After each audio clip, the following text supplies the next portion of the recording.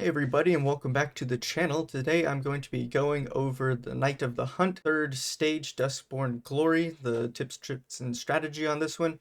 This one is fairly straightforward, so just bear with me as we continue through this. So first off, we'll talk about seals. So the seals on here are different.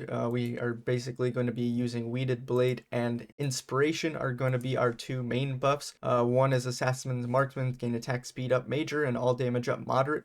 This is basically an F Bella buff, and it does stack with F Bella, and you could try other characters like Amy and stuff. All of that does tend to stack with this, so that was interesting thing that I found while testing. The other one that we want is Inspiration, so while being shielded or healed, gains physical damage up major and magic damage up major for 10 seconds. So it does trigger with Timeless Aeona. She does self-trigger this.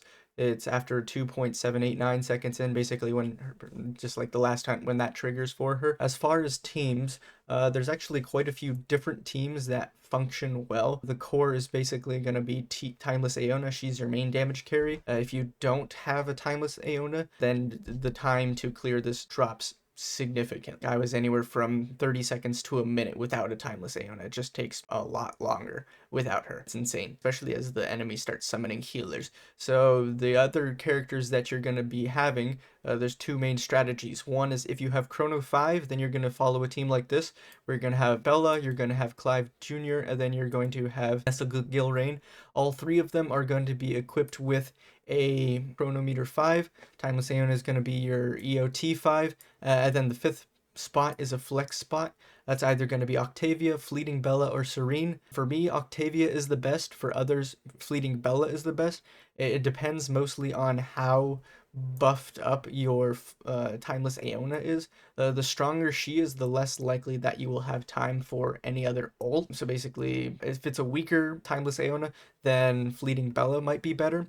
If it's a stronger one, then Octavia or Serene might be better because they are lower ult costs, and so you're able to output just a little bit more damage. Positioning does matter, and so we'll go over that in a bit. A second team that you would have would basically be this. So this is basically, it's the same seals, the same main carry. However, the difference is you aren't using Chronometer, and so you can still get a pretty good time. Most people are hitting like 16 to whatever, like 20 seconds or so, using this type of team right there. And so it is still pretty good, but in order to beat sub 16 is going to usually need a chrono team. Again, here's the three main teams that you're going to be using, your three chrono characters. The reason why we use these three characters is because they're the three summoners that have instant summons. So as soon as the battle starts, they will be summoning their summons, and you'll instantly be getting that proc of the chronometer. If you use other summon characters, so that's going to be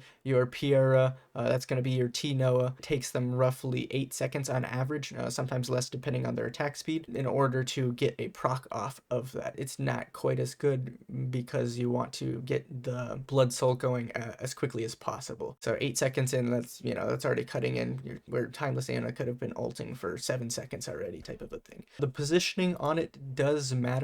So I tested the position, and I'll probably do a little showcase at the end of all of the different teams that I tested.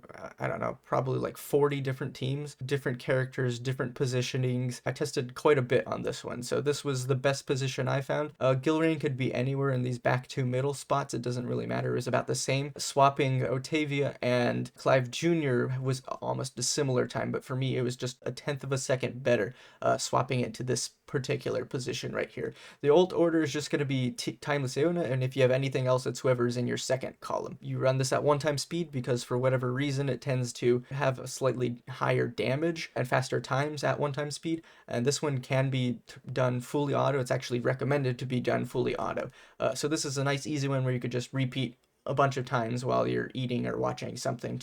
On this one I said crit, but it's actually crit resist. And so it's kind of difficult to rely on crit RNG on this one. So it's kind of like, for me, I would try this stage 20 times in a row and get the exact same score using the same position, kind of a thing. So this is what it'll look like in the end. If we look at his skills, he does strong physical damage to enemies ahead and rectangular, and he does damage to enemies in a circle around the target. For marksmen, most of them, the further away they are from their target, the more damage they're able to do, Van Helsing especially. So if you put them in the back bottom right corner or the top left corner, you'll be able to output a lot more damage that way. But then also with her shield popping at 2.799 seconds, that's going to trigger this. So basically she'll have 10 seconds after 3 seconds in almost is basically when she's getting the full damage. So if you are running a Fleeting Bella, basically all you would do is you'd put Fleeting Bella here instead of an Otavia, and that way Gilraine gets a slight damage boost. 5 doesn't really do a lot of damage on this one.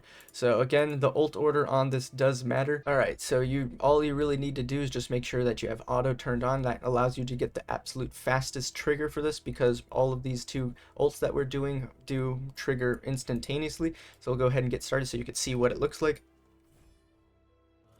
So you can see them, 1, 2, 3. And then there's the ult. Now we're gonna do Otavia. She's there for the magic resist down.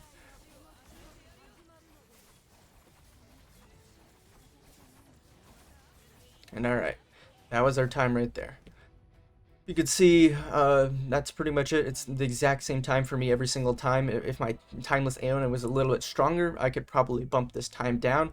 It's solely dependent on your timeless Aeon gear. All of these other characters, they do a little bit. Otavia does 5% of the damage. Again, it doesn't really matter what artifact you have on her. I have the one that does the increased damage to enemies when they are under a debuff, because she's triggering that with her ultimate. So that's pretty much it. Hopefully this helps you. One other thing I could show, I guess, is I'm not 100% sure on the positioning. I didn't test it very thoroughly. I was able to get like 17 seconds just testing it, but it'll be something like this kind of a thing. And then you would put on your Fleeting Bella, you would do something like Nightingale, so that she triggers the additional healing, so that Timeless Aeona will have the 2 stacks of her buff icon. So when she's at 50%, basically she'll have the shield icon. When she's at 100% of max HP for her shield, it'll have 2 icons. So that's the way to tell. But yeah, it'll basically be something like this. Best of luck. Look forward to seeing you all in the next video.